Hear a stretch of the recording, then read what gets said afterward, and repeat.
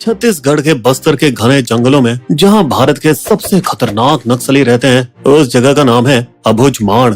5 जनवरी 2025 दोपहर का समय बीजापुर के मडेड़ पुलिस स्टेशन में एक सीनियर डीआरजी अफसर का फोन बजा। सर, बंदे पारा कोरंग जेड़ जंगल में 4 से 5 नक्सली छिपे हैं। जोश में आए अफसर ने बिना देरी किए तुरंत एसटीएफ और पुलिस टीम को ब्रीफ किया। टारगेट यहाँ से सिर्फ 10 किलोमीटर दूर है और जल्दी 15 गाड़ियों का काफिला घने जंगलों के बीच मुश्किल और तंग रास्तों पर निकल पड़ा।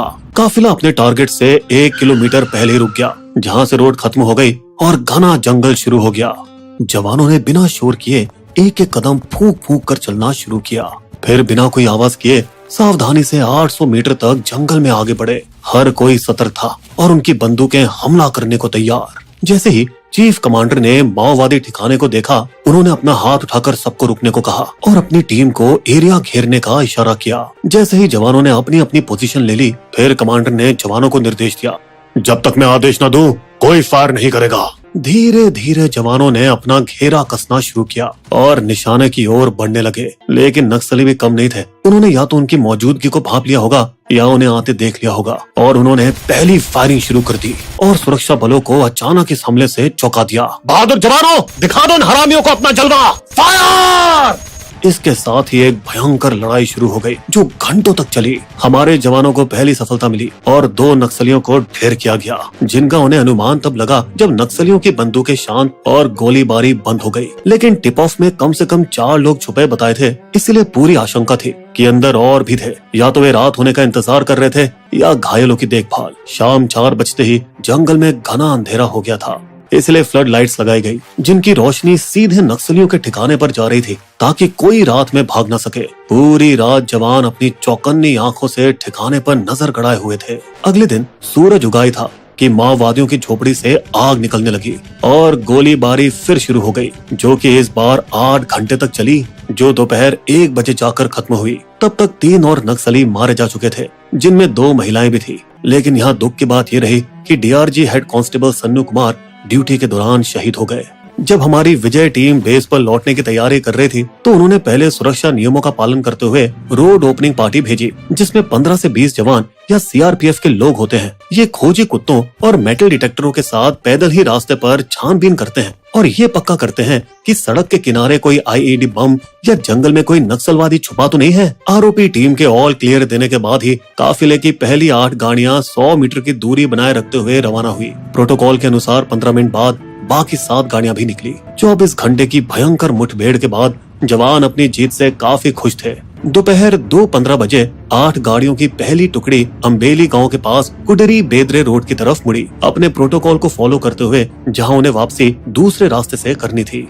सुरक्षा बलों की गाड़ियां जो अनुभवी जवान चला रहे थे, उन्होंने ऊबड़ खाबड़ सड़क पर भी अपनी स्पीड को स्लो नहीं किया। लेकिन काफिले की 7वीं गाड़ी, एक प्राइवेट स्कॉर्पियो एक्सयूवी जिसे एक आम नागरिक चला रहा था, उसने गड्ढे से बचने के लिए स्पीड को धीमा कर लिया। अब आगे नक्सलियों द्वारा क्या षड्यंत्र रचा गया जिसने काफिले को हिला कर रख दिया और इससे क्या सबक मिला और बदला कैसे लिया गया, ये सब जानेंगे। हफ्ते पहले नवंबर 2024 की रात अम्बेली गांव के पास कुडरी बेदरे सड़क के किनारे ऐसा लग रहा था कि कुछ मजदूर पाइप छिपा रहे थे। पूरी रात काम करके उन्होंने एक सुरंग बनाई। सड़क के दोनों तरफ लगे 2 पेड़ों के बीच जैसे कोई निशानी हो। इस सुरंग की शुरुआत सड़क से 50 से 150 मीटर दूर जंगल में थी, बिल्कुल जैसे कोई लोमड़ी का बिल हो। फिर उन मजदूरों ने 40 से 70 किलो विस्फोट को एक प्लास्टिक पाइप में रखा और उसे सुरंग के अंदर दबा कर डाल दिया ताकि बम सीधा सड़क के नीचे पहुंच जाए। बम से जुड़े तार को बड़ी सावधानी से सड़क से 250 मीटर दूर जंगल तक खींचा गया। फिर अपने निशान छिपाने के लिए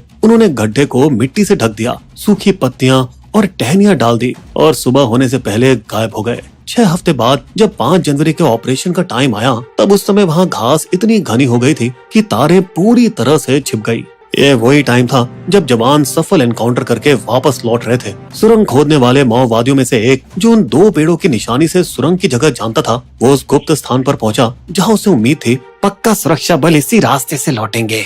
और वो हरामी काफिले को देखकर बहुत खुश हो गया। लेकिन वो खुशी निराशा में बदल गई, क्योंकि सड़क के गड्ढे पर किसी ने भी गाड़ी की स्पीड को इतना धीमा नहीं किया कि वो हरामी फ्यूज को टाइम पर जोड़ सके। पर तभी वो आम नागरिक ड्राइवर वाली गाड़ी आई, जिसने ब्रेक लगाकर स्पीड धीरे की। इससे उस हरामी नक्सली को फ्यूज जोड़ने का मौका मिल गया, जो तेजी से सड़क के नीचे आईडी की ओर गया और धमाका, विस्फोट एकदम सटीक टाइम पर हुआ क्योंकि स्कॉर्पियो ठीक उसके ऊपर थी और कार हवा में आसमान तक उछल गई। वो विस्फोट इतना भयंकर था कि जमीन से 8-10 फीट गहरा और 20 फीट चौड़ा गड्ढा बन गया। उस गाड़ी में 8 डीआरजी जवान, वह नागरिक ड्राइवर और एक गांव वाला सभी मारे गए। इतना चौंकाने वाला घातक हमला था ये कि एक जवान की वर्दी का टुकड़ा जमीन से 50 फीट ऊपर एक पेड़ की शाखा से लटक गया। इस दर्दनाक घटना से उच्च स्तरीय बैठकों में सवाल उठे। आखिर चूक हुई कहाँ? हम इसे क्यों नहीं पकड़ पाए? ये पहेली काफी गहरी थी क्योंकि तीनों सुरक्षा नियमों का पालन किया गया था। आरोपी भेजी गई थी सड़क की जांच के लिए। लौटते वक्त काफिले को अलग किया गया और अलग रास्ते को भी तो अपनाया गया।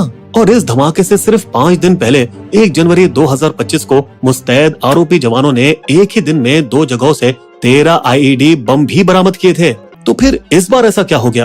क्या ऑपरेशन के बाद आरोपी टीम थक गई थी और सड़क की पूरी जांच ठीक से नहीं कर पाई थी? जानकारों का तो ये तक मानना है कि अगर एक नई टीम भेजी गई थी जिसने सड़क के दोनों किनारों पर 50 से 150 गज तक वी आकार में जांचें की, तो वो जांचें सही से नहीं की गई थी। सुरक्षा बल के बाहर की आम नागरिक की एसयूवी का इस्तेमाल क्यों किया गया और ये काफिले का हिस्सा क्यों थी जो नक्सलियों के ठिकाने तक गई? तो उन्होंने रास्ते की जांच के लिए खोजी कुत्तों का इस्तेमाल नहीं किया। दोस्तों, हम बता दें कि इस तरह की जानकारियां कभी भी पब्लिक नहीं की जाती और यहाँ हम केवल अनुमान लगा रहे हैं। वैसे अगर यहाँ एमपीवी मल्टीपर्पज व्हीकल भी इस्तेमाल किया जाता जो 5 से 7 किलो विस्फोट झेल सकता है तो भी कोई फायदा नहीं होता क्योंकि यहाँ 40 से 70 किलो के बम लगाए गए थे। हाँ, पर अगर हल्की एसयूवी थोड़ी तेजी से उस गड्ढे के ऊपर से निकलती तो शायद नुकसान कम होता। ये कुछ हद तक हमारे इंटेलिजेंस की विफलता भी दिखाता है कि वे साजिश के बारे में कोई संकेत नहीं पकड़ पाई। ये हमारे गृह मंत्री अमित शाह के 2026 तक नक्सलवाद खत्म करने के मिशन में एक छोटी लेकिन गंभीर गलती है। वैसे हम बता दें कि 2024 में हमारे जवानों ने 217 नक्सलियों का खात्मा किया, जो कि छत्तीसगढ़ के इतिहास में एक साल में सबसे बड़ा आंकड़ा है। यहाँ तक कि 20 जनवरी 2025 को खतरनाक माओवादी जयरामा रेड्डी उर्फ चलपति, जिस पर 1 करोड़ का इनाम था, उसे भी ढेर कर दिया गया। यही नहीं, 11 फरवरी को हमारे जवानों ने इंद्रावती नेशनल पार्क में 31 नक्सलियों को मार गिराया,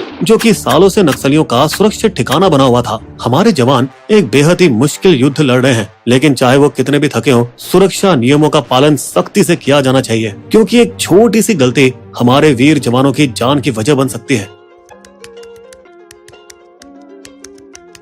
जाते जाते दोस्तों, हमारी 2019 की कहानी जरूर देखें जो भारत में नक्सलवादी से लड़ाई के इतिहास का ब्यौरा देती है। बिस्बो की शायरी। घने जंगलों में बस्तर के लड़े थे सीना तान, निडर और जाबाज बड़े थे अपने वीर जवान। चली गई कुछ जाने लेकिन कहीं हो गई चूक, अपने शहीद जवानों को बिस्बो करता सैल्यूट। हमारे वीडियो कंटेंट के सोर्सेस आपको डिस्क्रिप्शन में मिल जाएंगे।